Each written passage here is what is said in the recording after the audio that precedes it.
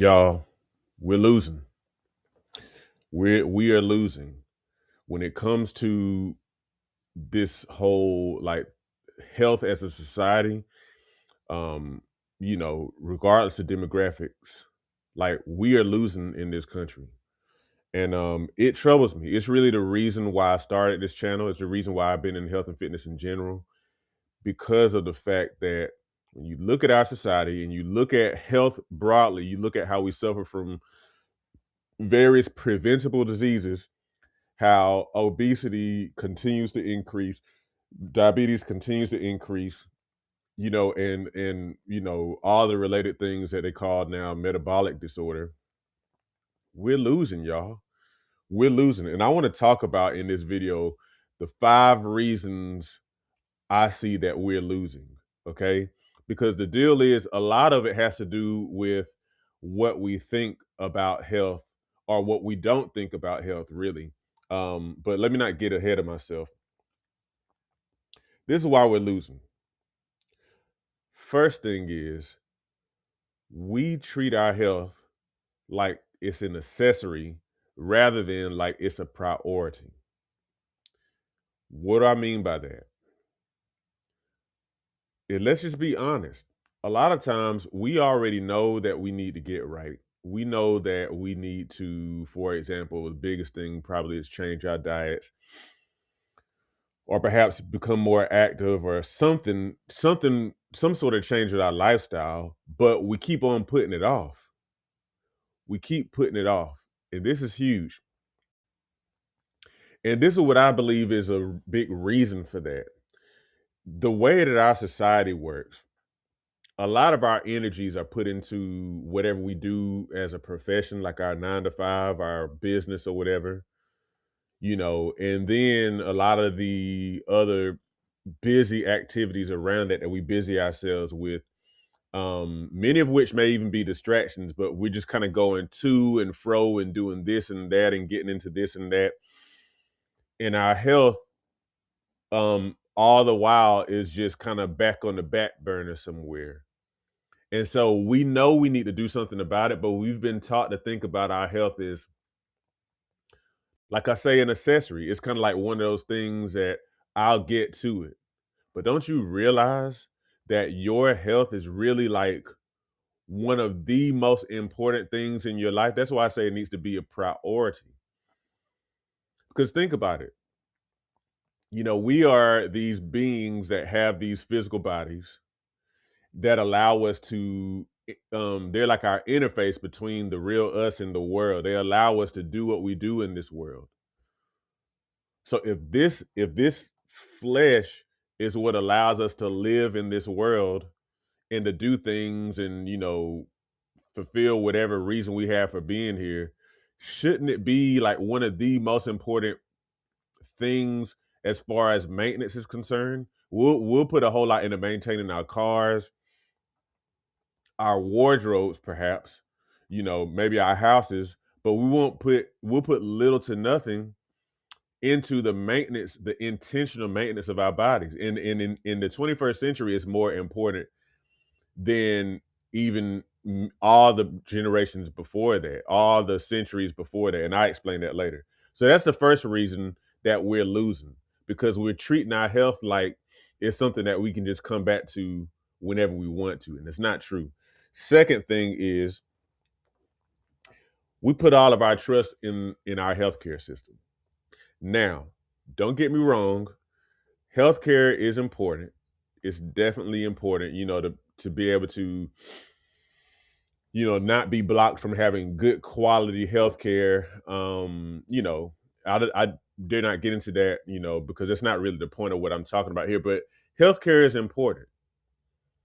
However, we kind of get healthcare mixed up with basically this idea that our doctors, our physicians, are the ones who are responsible for keeping us healthy. But if you look at the system is not designed to keep you healthy, at least not in its current form. So what do I mean by that? So for example, you have screenings and checkups and you have medications and all these different types of things. But the first line of defense is you yourself. It's you. So our bodies actually have the ability to heal themselves and different things like that. But our bodies work best in doing those things when we are doing what we need to do as people. That means we're eating right. That means we're sleeping right. That means we're staying moving. And I'm not even necessarily just talking about like going to the gym or anything. I'm talking about just being generally active. So our bodies work well when we are paying attention to these things. Okay. However, we a lot of times put a whole lot more stock into the stuff on the medical side. But if you look at it, and again, this is in no way a diss to the medical system, even though I do have real issues with the way some things work because it's not really made in most cases to actually heal somebody.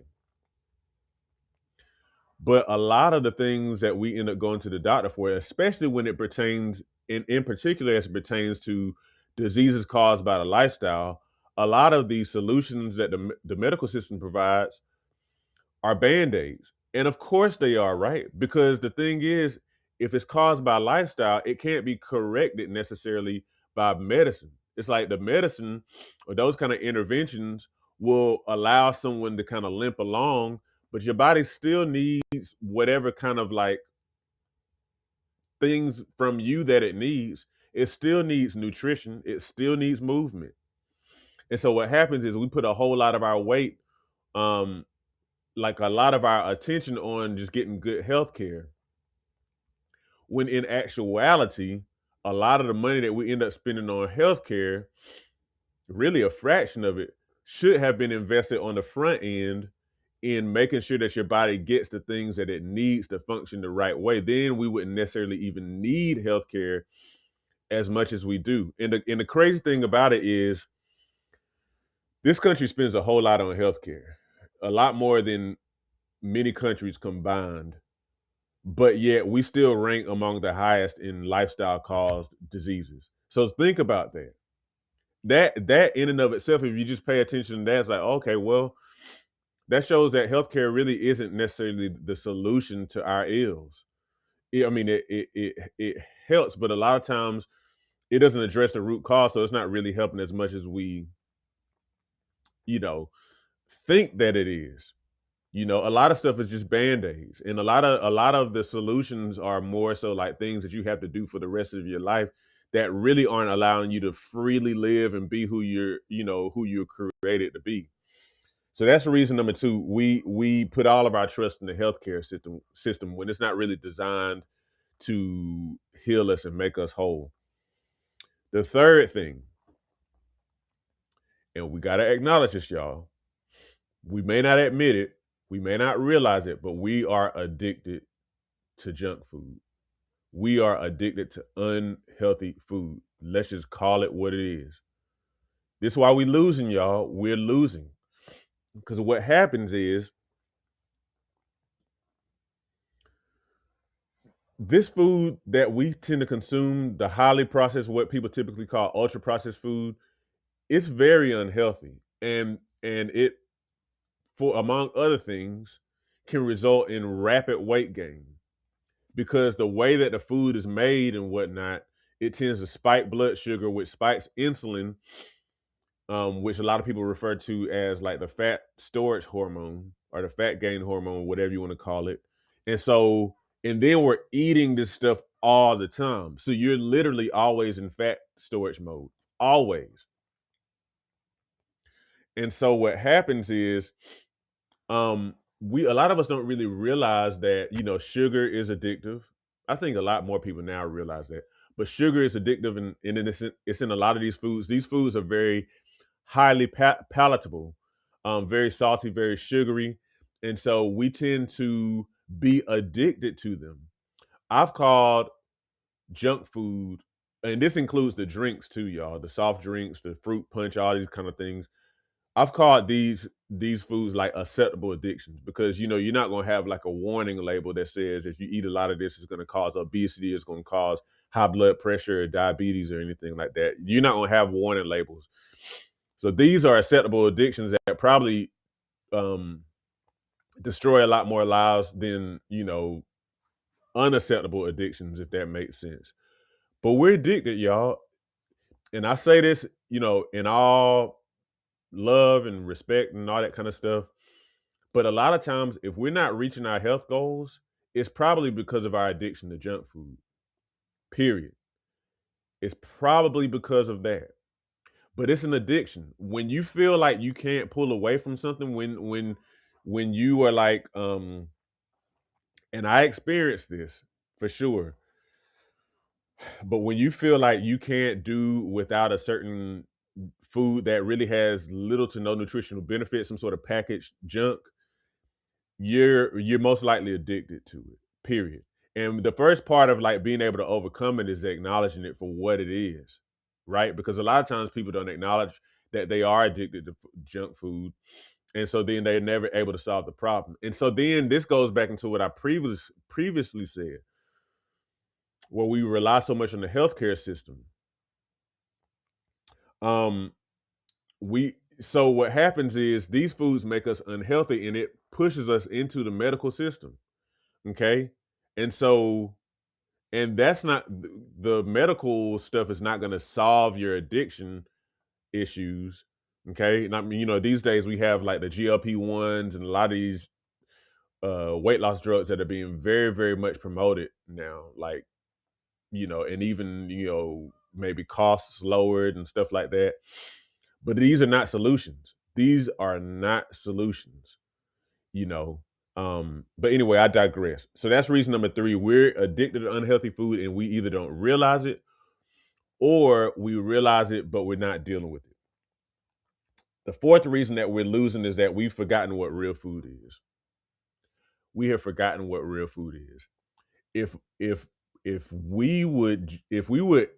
the only thing you did to change your diet is to eliminate ultra processed food, that would probably be most of your issue resolved. Period. And so what I mean by that, so again, ultra processed food is typically food that is in some sort of package, and it's in the aisles of the grocery stores or in convenience stores.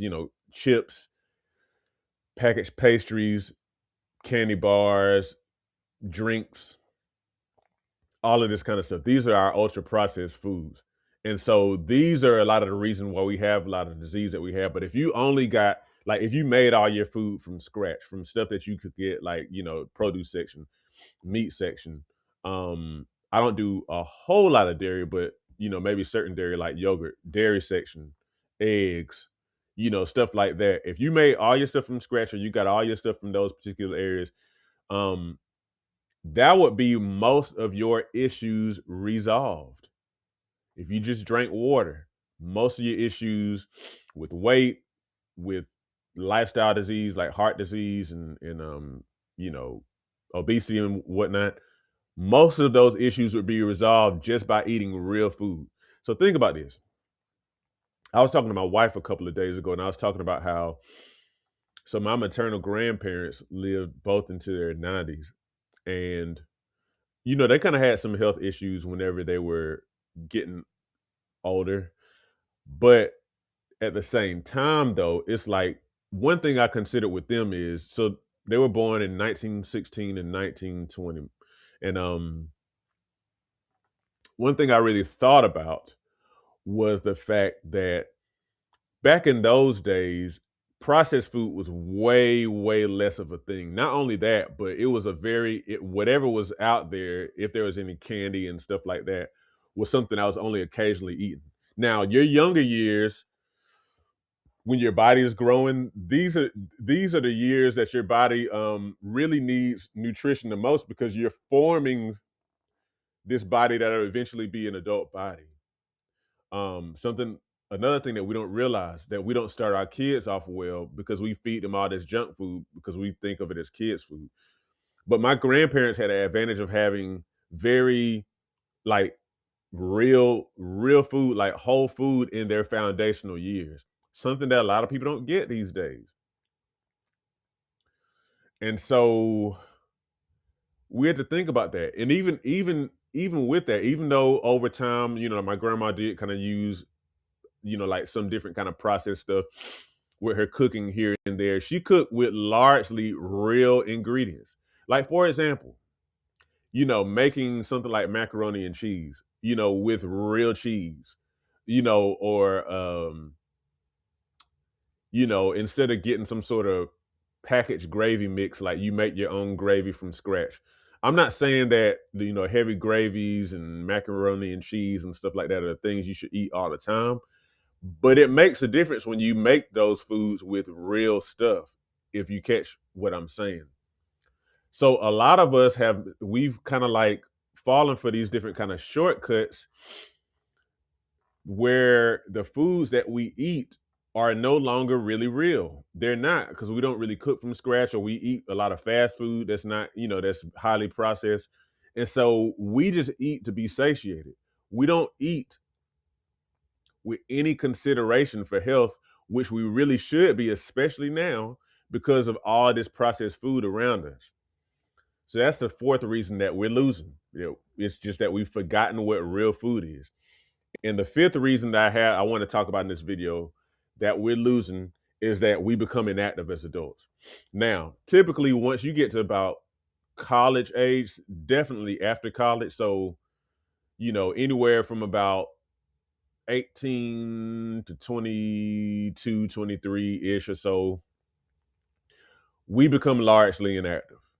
If you were an athlete, you stop being an athlete, you know, um, and we just stop moving, you know. And so a lot of that is because, like I said earlier, the way that our society works, we tend to put a lot of our energy into our 9 to 5. Now, keep in mind, probably 90 to 95% of people work jobs like me, where you're sitting at a desk, so you're inactive there. And we go on to sit down pretty much all day long for decades. If you really understand that the body's not really made to do that, you'll understand that that's very harmful. So think about it. You're laying down in bed, you get up and, get ready for work, then you go sit down in your car to commute to work, then you get out and then you go sit down at your job for 8 hours, then you get out and then, you know, you may not if you cook, then you may be on your feet for a little bit, but then you sit down to eat, and then you sit down to watch Netflix or whatever you do, and then that's it. And so you haven't been active at all. Now the body deteriorates over time from all the sitting that we do, period. Your muscles get tight, your muscles shrink. That in and of itself causes your body to become insulin resistant, which means you're going to gain more fat in your body and your liver. Your heart starts to become less efficient, your lungs start to become less efficient. All of these things happen because we're not moving the way that we're designed to move. You're designed to move, period. Even if you're inactive now and have been so for a long time, a lot of times we don't realize that the reason that we deteriorate as we age is because we're not moving. And so your body literally is not going to preserve anything that it's not using. So it's really smart on the body's um from the body's perspective, but it's harmful to us. And so then what happens is, because we stop moving, we become less able.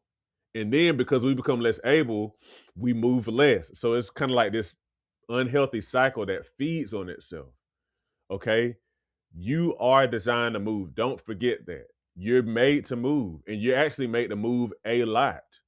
Okay. A lot of the reason that we kind of age the way that we do is because we stop moving. All right, now to conclude this video, let me kind of say a few things. Most of what I talked about in this video, these 5 reasons why we're losing on the health front, is because of the way that we think about health. Most of us don't realize this, but like a lot of what you get out of your health is based on whatever you believe about it. It's based on what you believe, not necessarily based on, you know, truth all the time. A lot of times it's more so just based on what you believe about health. So if you believe that pizza, candy and fruit punch, high C fruit punch are like kids' foods, then you'll give them a lot of that or yeah, you give them a lot of that food, and then they will suffer because their foundations are faulty. If you believe that you're just not supposed to be active as an adult, you won't be. If you believe that activity is just for young people, then you're not going to be active. It doesn't mean that that's right, but it'll be you'll get what you believe for. If you believe that you can't lose the weight, you won't.